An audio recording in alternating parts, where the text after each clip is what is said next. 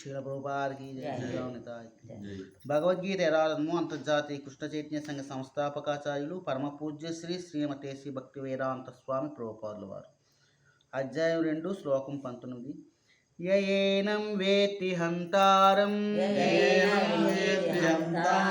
యశ్చైనం మన్యతే హతం ఉభౌ తౌ న విజానీతో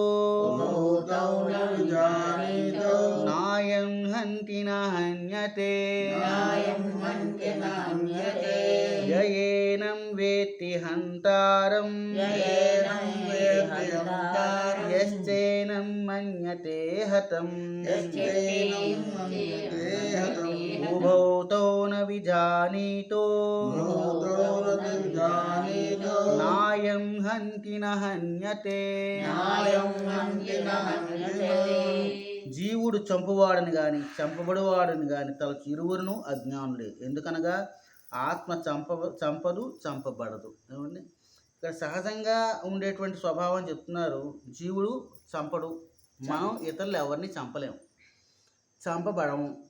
అంటే ఇక్కడ మరి చంపుతున్నాం చంపబడుతున్నాం, దీనికి ఏమిటి? మరి ఇతరులను చంపుతున్నాం కదా, మనం కొన్ని సందర్భాలు ఇతరులను హింసిస్తున్నాం, బాధ పెడుతున్నాం.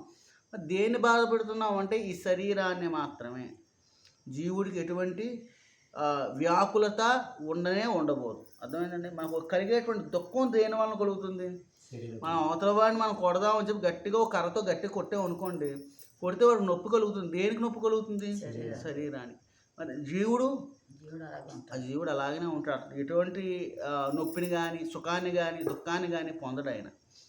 ఆ జీవుడు ఎప్పుడూ స్థిరంగా చైతన్యయుక్తంగా ఉంటూ ఉంటాడు. చంపడు చంపబడు. ఒక ఉదాహరణ అంటే రామాయణంలోని ఒక ఉదాహరణ ఏమిటంటే, మనకు సహజంగా ఈ చంపడము చంపబడ్డం అనేది శత్రుత్వం మీద ఆధారపడి ఉంటుంది కదా. పూర్వం రావణాసుడికి కానీ రాముడికి కానీ పూర్వం పరిచయం ఏమైనా ఉందా? ఏ పరిచయం లేదు. వారిద్దరికీ శత్రుత్వం లేదు. తటస్థులుగా ఆయన బ్రతుకు ఆయన బతుకుతున్నాడు, ఈయన బయటకు ఈయన బతుకుతున్నాడు. మరి శత్రుత్వం ఎక్కడి నుండి వచ్చింది? సహజంగా సీతాదేవి చాలా సౌందర్యంగా ఉంటుంది అని తెలుసుకున్నాడు అన్నమాట. ఎవరు ఏ సౌందర్యం అయినా సహజంగా మనుషులు కానీ మనం పరిగణిద్దాం. రామచంద్రుడు కానీ సీతాదేవి కానీ రావణాసుడు కానీ మన మనుషులుగా పరిగణించినట్లయితే సీతాదేవి ఏ సౌందర్యాన్ని చూసి మోహితుడయ్యాడు రావణాసుడు? శరీర సౌందర్యాన్ని చూసి మోహితుడయ్యాడు. ఆవిడ పొందుదాము అనేటువంటి కోరిక కలిగింది. ఆ కోరిక కూడా ఎక్కడి నుండి కలిగింది? శరీర సంబంధమైనటువంటి కోరిక. సో ఇక్కడ ఈ ఇద్దరి మధ్య ఉండేటువంటి ఆ స్వభావానికి రాముడు ఆటంకంగా ఉన్నాడన్నమాట. సో రాముడు శత్రువుగా ఎందుకు పరిగణించబడ్డాడు? శరీరం వల్లనే. అంటే రావణాసుడు చంపబడ్డాడు రాముడి చేత. ఎలా చంపబడ్డాడు అంటే శరీరం మాత్రం పడింది. మరి ఆ జీవుడు ఏమయ్యాడు? రాముని యొక్క కృప వలన భగవంతుడితో సంబంధం కలిగి ఉండడం వలన భగవద్ ఐక్యాన్ని పొందాడు. నిజానికి రావణాసుడు చంపబడలేదు.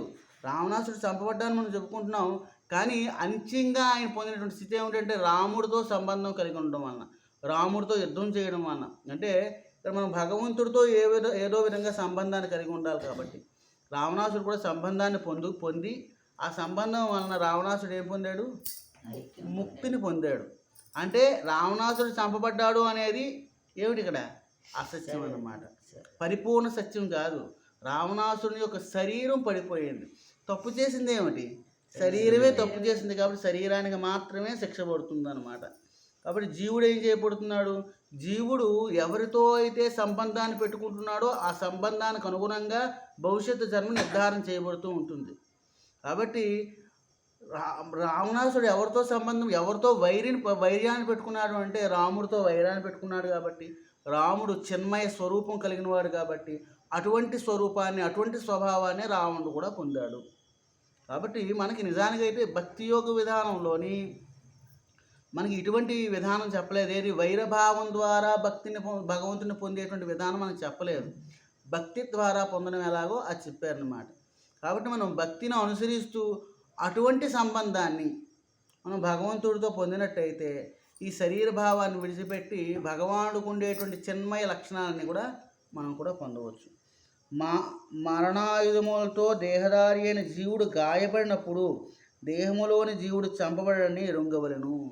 మనం ఉండేటువంటి ఇప్పుడు అణుబాంబులు కానీ ఆటం బాంబులు కానీ తుపాకీలు ఇవన్నీ కూడా దేనికి ఉపయోగపడతాయంటే జీవుడిని హింసించడానికి పనికిరావు. అవన్నీ కూడా భౌతికమైన పదార్థాలు కాబట్టి భౌతికమైన శరీరాన్ని మాత్రమే విచ్ఛేదించగలవు, చంపగలవు.